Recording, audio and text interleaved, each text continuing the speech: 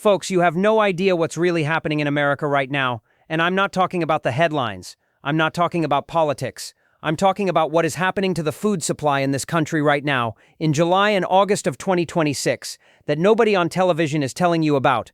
I just got my hands on a comprehensive research report that was generated on July 19th, one day ago, by a team of over 100 expert analysts who swept all 50 states plus Washington, D.C., looking at every confirmed, reported, and emerging food and beverage shortage across the entire country. And what they found should stop every American in their tracks. The U.S. cattle herd is at a 75-year low. Bird flu has returned to 12 states. The smallest wheat harvest since 1972 is confirmed. The Strait of Hormuz crisis is blocking fertilizer, aluminum, and CO2 exports out of the Gulf. A 27-state lettuce recall is active right now. And a new Federal Reserve report flags a remarkable rise in American households skipping meals. This is what's really happening, and time is short. Let me walk you through all of it. Beef is at a 75-year shortage and prices will not come down until 2028.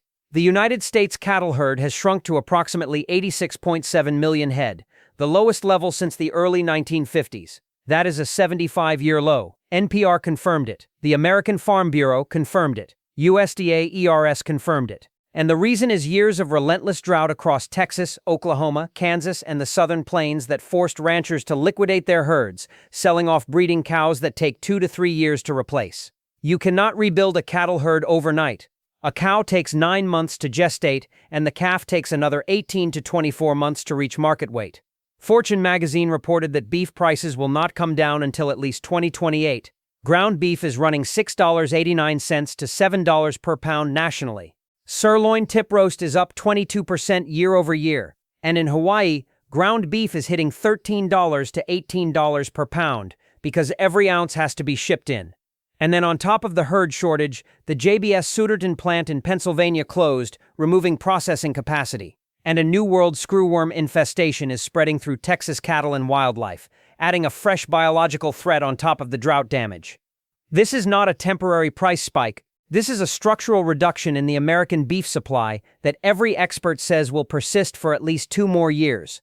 And the people who are feeling it the hardest are the families who are already stretched to breaking by 3 years of cumulative food inflation.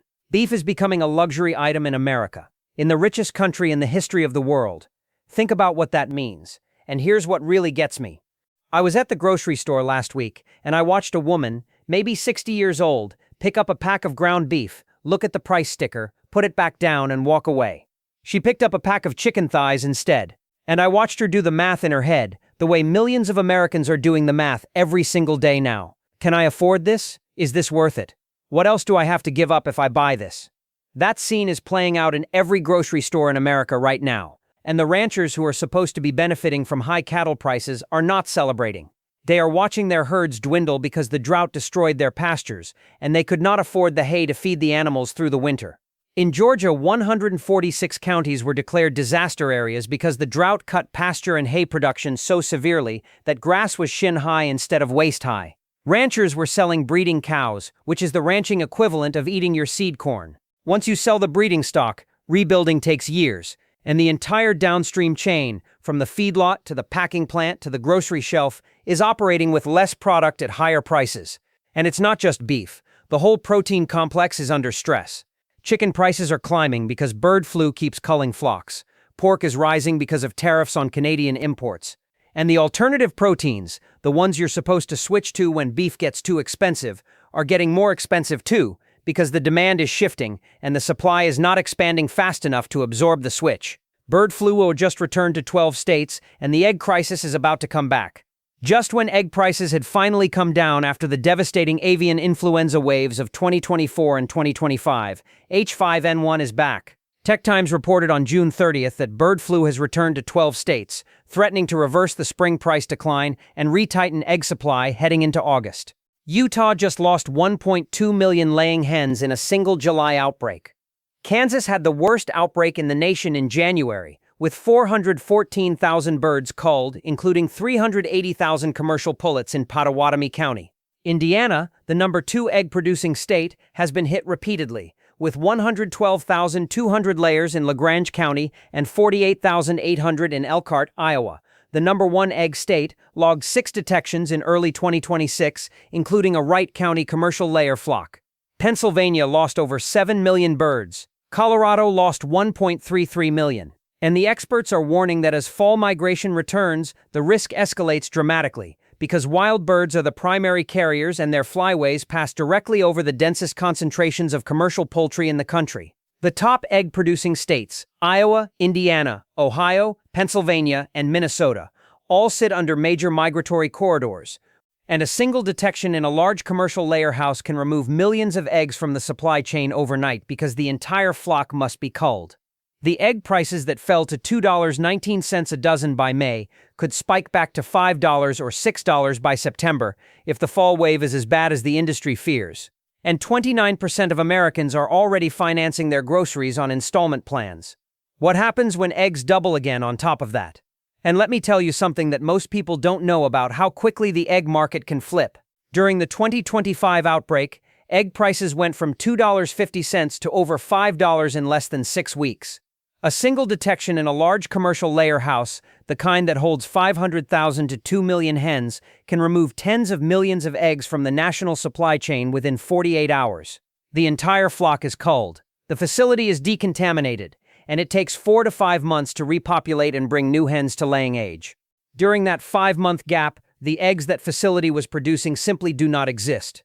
And when multiple large operations are hit simultaneously, as happened in 2025 and as is beginning to happen again in 2026, the supply contraction cascades through every grocery chain in the region. Stores implement purchase limits, 2 dozen per customer, then 1 dozen. And the prices spike because the supply has contracted but the demand has not. People still need eggs. They are in everything: baked goods, pasta, mayonnaise, breakfast. And the commercial bakers who buy eggs by the pallet load cannot switch to a substitute without reformulating their entire product line. So they pay whatever the market demands. And the market demands more every week that the outbreak continues, and nobody can predict how bad the fall wave will be. The only thing the experts can predict with certainty is that it is coming, because the migratory birds will fly south. And they will fly over Iowa, Indiana, Ohio, Pennsylvania, and Minnesota, and the virus will be on them. USDA just confirmed the smallest wheat harvest since 1972, and nobody blinked. The USDA confirmed that the 2026 wheat harvest will be the smallest since 1972, and some outlets are reporting it as the smallest winter wheat crop since 1965. The cause is a historic drought across the southern plains, centered on Kansas, Oklahoma, Nebraska, and Texas. In Kansas, the #1 wheat state, yields are down up to 20%, with heavy field abandonment in the central and southwestern counties. Pro-farmer models project a 31% Kansas production drop. In Nebraska, only 580,000 acres will be harvested, down 225,000 from 2025, with 36% of fields abandoned entirely and 82% of the crop rated poor or very poor. In Colorado, the harvest is the worst since 1965 at 33.6 million bushels, 52% below the 10-year average. This is not a localized crop failure. This is a multi-state production collapse in the heart of American grain country. And wheat is not just bread.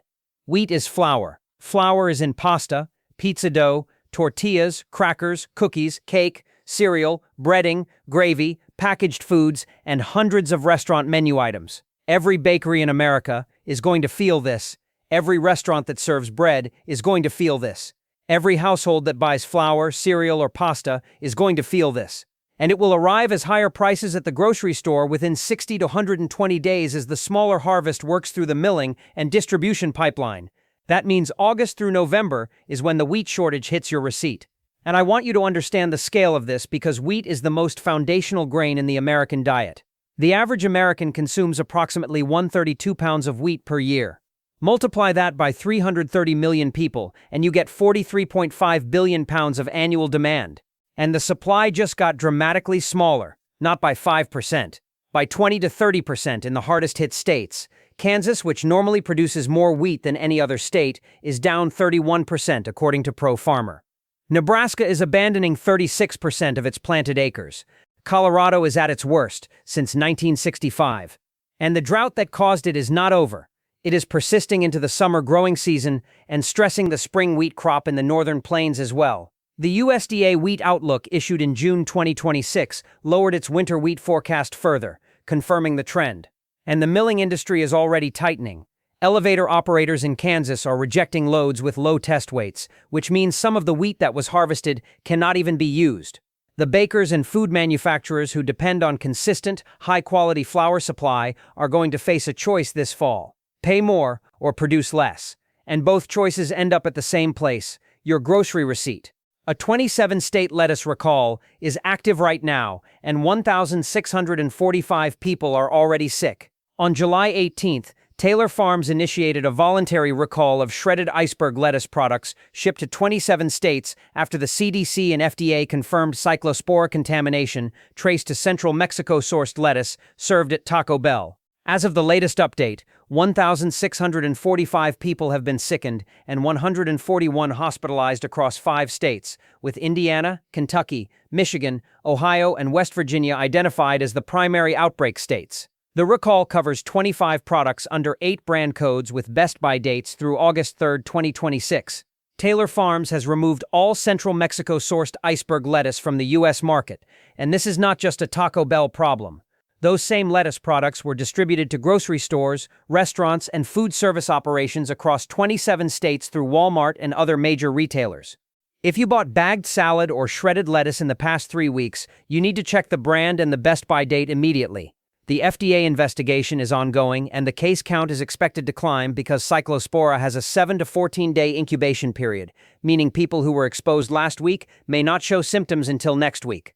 This recall is happening simultaneously with the drought, the bird flu, the wheat failure, the beef shortage, and the tariff-driven tomato price spike.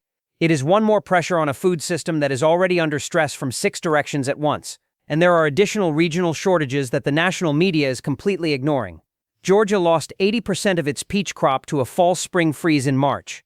New Jersey lost its peach crop too, with the governor declaring a state of emergency after $300 million in tree fruit losses.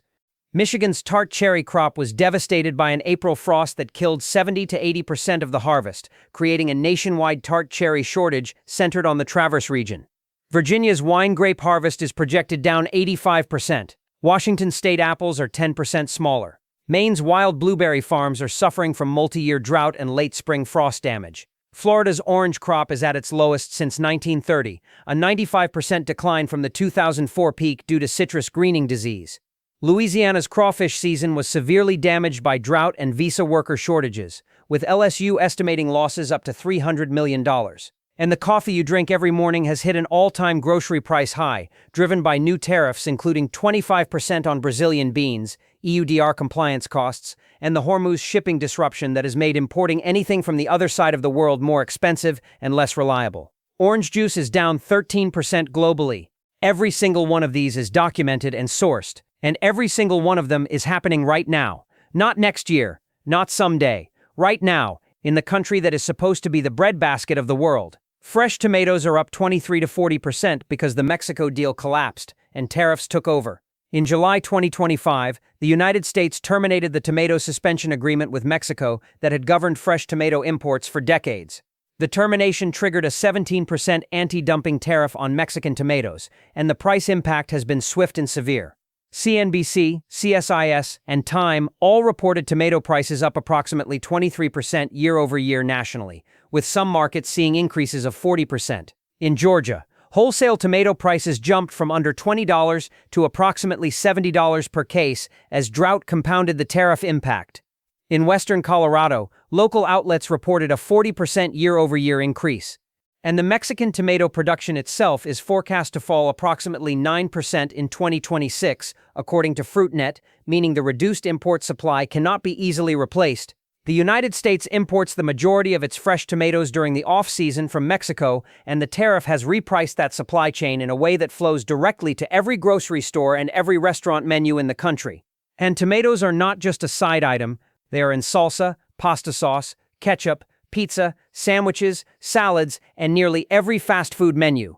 The tomato price increase cascades into the cost of prepared foods, restaurant meals, and processed products across every category. And it is happening at the same time as the wheat shortage, the beef shortage, the egg vulnerability, and the lettuce recall. The food system is being squeezed from every direction simultaneously. And the tomato story has a dimension that most people miss. It's not just about fresh tomatoes at the grocery store.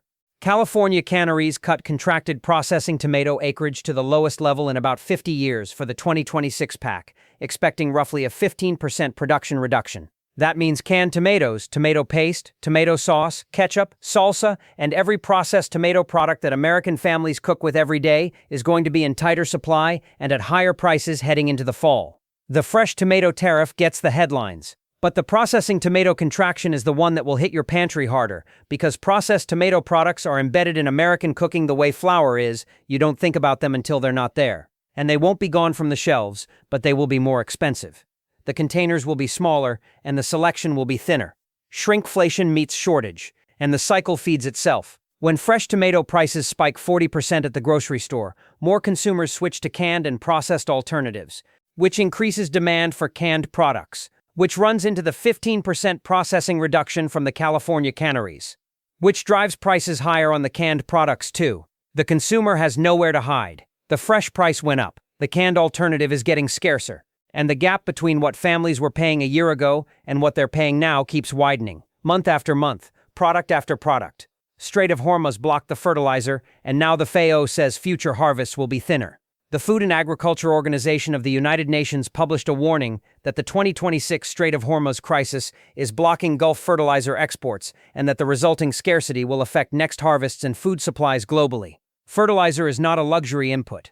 It is the foundation of modern agriculture. Nitrogen fertilizer, which is synthesized from natural gas, is required for corn, wheat, rice, cotton, and virtually every row crop grown at commercial scale.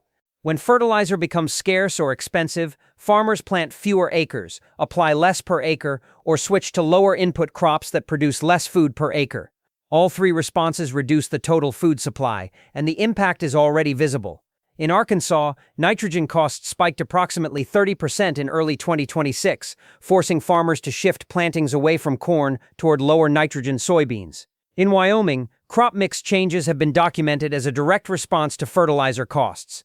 And the FAO specifically warns that the hardest-hit fields may require specialized services, chemical treatments, and enhanced oil recovery techniques that are themselves disrupted by the Hormuz crisis. The fertilizer shortage does not show up on grocery shelves today. It shows up in October when the fall harvest is thinner than expected. It shows up in January when the winter wheat that was planted with less nitrogen produces less grain. It shows up in March, when the spring planting decisions that were shaped by fertilizer costs result in fewer acres under cultivation. The fertilizer crisis is a slow-motion food crisis that is invisible today and devastating 6 months from now. And I want to make sure you understand the mechanics of this, because the fertilizer story is the one that nobody is covering, and it's the one that scares me the most. The Strait of Hormuz is the narrow waterway between Iran and the Arabian Peninsula through which approximately 20% of the world's oil transits. But it's not just oil. It is also the primary shipping route for fertilizer exports from the Gulf states, including urea, ammonia, and potassium, which are the three primary nutrients that commercial agriculture requires. When the strait was closed by the Iran war in February 2026, those exports stopped. And the fertilizer market, which was already tight from natural gas price increases in 2022 and 2023, tightened further. And unlike oil, which has alternatives and strategic reserves, there is no strategic fertilizer reserve. There is no emergency release mechanism. There is no OPEC for fertilizer that can ramp production on short notice.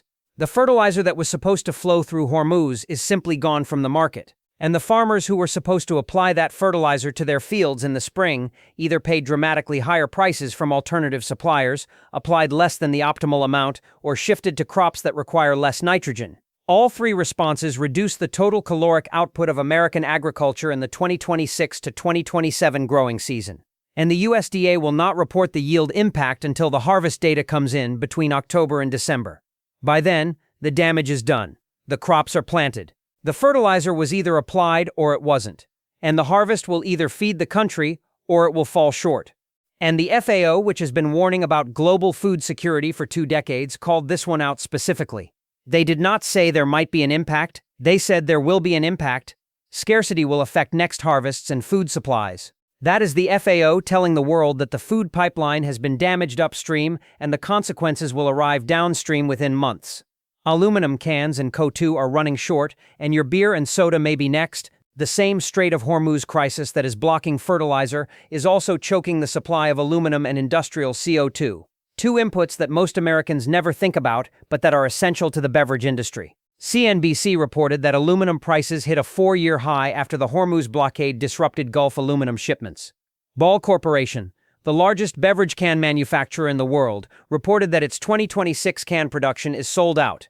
The Brewers Association issued a formal warning about CO2 supply disruptions expected to hit the beer industry this summer. And Food Ingredients First reported that the industrial CO2 shortage threatens carbonated beverage and beer production capacity heading into peak summer demand. Without CO2, you cannot carbonate soda, you cannot carbonate beer, you cannot carbonate seltzer or sparkling water. And without aluminum cans, you cannot package any of those beverages for retail distribution. The CO2 squeeze is projected to intensify in August as summer demand peaks, and the craft brewery sector, which operates on thinner margins and has less purchasing power than the major beverage corporations, is the most vulnerable. Breweries in Colorado, Oregon, Michigan, Wisconsin, Vermont, and Pennsylvania have all been flagged as exposed. And on the consumer side, this could mean thinner selections of canned beverages at your grocery store, higher prices on beer and soda, and potential rationing of certain brands at bars and restaurants. This is not a theoretical risk. Ball Corporation is sold out. The Brewers Association is warning its members, and the CO2 supply has no confirmed relief on the horizon. And let me explain why the CO2 shortage is particularly alarming for food safety, not just beverages. Industrial CO2 is used in modified atmosphere packaging, which is the technology that keeps prepackaged salads, meats, and baked goods fresh on grocery shelves. Without CO2, the shelf life of those products shortens dramatically, which means more waste, more frequent restocking requirements, and thinner available inventory at any given time. It is also used in flash freezing, in dry ice for cold chain transport, and in water treatment at food processing plants. The CO2 that you think is just about your Coca-Cola is actually embedded in the cold chain that keeps half the perishable food in America viable from the factory to your refrigerator. And the Hormuz crisis has disrupted the industrial gas supply chain in ways that the beverage industry is only now beginning to publicly acknowledge. The Brewers Association's warning was not speculation. It was based on conversations with their CO2 suppliers, who told them that allocation cuts are coming. When your supplier tells you they are going to allocate, that means they are going to decide which customers get product and which do not. And the small craft breweries, the local soda makers, the independent food processors are always at the back of the allocation line. The big corporations, Coca-Cola, PepsiCo, Anheuser-Busch, have long-term supply contracts that insulate them from spot market shortages. The small operators do not. And the small operators are the ones that make the products your local community depends on. Food banks are being overwhelmed, and the Fed just flagged a remarkable rise in meal skipping. A new Federal Reserve report flagged what it called a remarkable rise in American households skipping meals. That word remarkable, coming from the Federal Reserve, is the institutional equivalent of screaming. The Fed does not use dramatic language. When they call something remarkable, they are telling you the data shocked them, and the food bank data across the country confirms it. In Massachusetts, the Greater Boston Food Bank's 2026 study found food insecurity rose to approximately 40% of households. In Minnesota, food shelf demand set a new record for the fourth consecutive year, with 9 million visits in 2025 and rationing to one item per household at some locations. In Arizona, SNAP benefits dropped 51%, the largest decline in the nation, and food bank demand surged. In Connecticut, Governor Lamont deployed $8.5 million for approximately 25,000 residents losing SNAP benefits. In Nevada, more than 44,000 residents lost SNAP for not meeting new work requirements.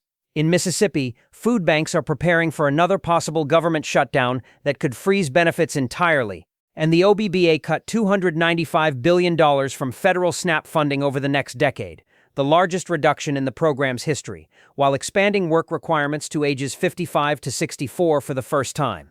The food banks that are supposed to catch the people who fall through the safety net are themselves running out of food because the demand is exceeding their supply. The emergency backstop for the emergency backstop is failing, and the Federal Reserve, the institution that manages the money supply, just told you in writing that the number of Americans who cannot afford to eat is rising at a rate they consider remarkable. And the state-by-state data from the research report is even more devastating than the national picture. In Georgia, neighborhood pantries are slowing distributions, and a Columbus pantry canceled a distribution entirely because it ran out of food. In Kentucky, families told Spectrum News they are just trying to make ends meet as food prices push them to skip meals. In Delaware, the Food Bank of Delaware reported unprecedented demand with distribution costs climbing. In Iowa, most residents have changed how they grocery shop to cope with higher prices. In Florida, Feeding South Florida is facing a food and money deficit driven by an unprecedented increase in need. In California, the California Association of Food Banks warned that proposed SNAP cuts would deepen an already severe food insecurity crisis. And across all 50 states, the research report documented that affordability-driven scarcity, record food prices making food functionally inaccessible, even when it is physically present on the shelf, is as real and as damaging as any physical shortage. The shelves are not always empty. The wallets are, and when the wallets are empty, the food on the shelf might as well not exist. That is the reality of the American food system in July of 2026. And it is getting worse, not better, heading into August. Folks, I want you to understand the full picture of what is happening to the American food supply right now, because nobody is putting it together for you in one place. The cattle herd is at a 75-year low, and beef prices will not recover until 2028. Bird flu has returned to 12 states, and the egg crisis may restart by September. The wheat harvest is the smallest since 1972, with mass acre abandonment across the plains. A 27-state lettuce recall is active with 1,645 people sick. Fresh tomato prices are up 23 to 40% from the Mexico tariff collapse. The Strait of Hormuz crisis is blocking fertilizer that the FAO says will thin future harvests. Aluminum cans are sold out, and CO2 is running short, threatening your beer and soda. And food banks across the country are being overwhelmed, while the Federal Reserve flags a remarkable rise in meal skipping. Each of these is a confirmed, documented, sourced crisis. Together, they form a picture of the American food system under more simultaneous stress than at any point since the early days of the pandemic. And unlike the pandemic, there is no Operation Warp Speed for food. There is no emergency authorization for cattle. There is no stimulus check for wheat. The only response available to you is preparation. Fill your pantry with shelf-stable food at current prices because the prices in August will be higher. Stock up on protein, canned goods, flour, rice, and dried beans while they are available, and before the wheat shortage, the beef shortage, and the egg vulnerability compound into visible shelf gaps. Check every bag of lettuce in your refrigerator against the Taylor Farms recall list. And pay attention to the food bank resources in your community because the demand is surging and the supply is not keeping up.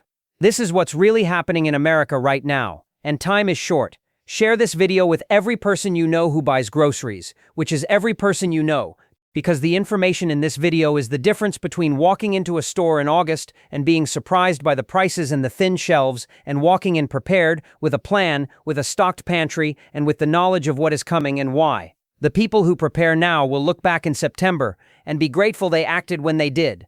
The people who wait will look back and wish someone had told them.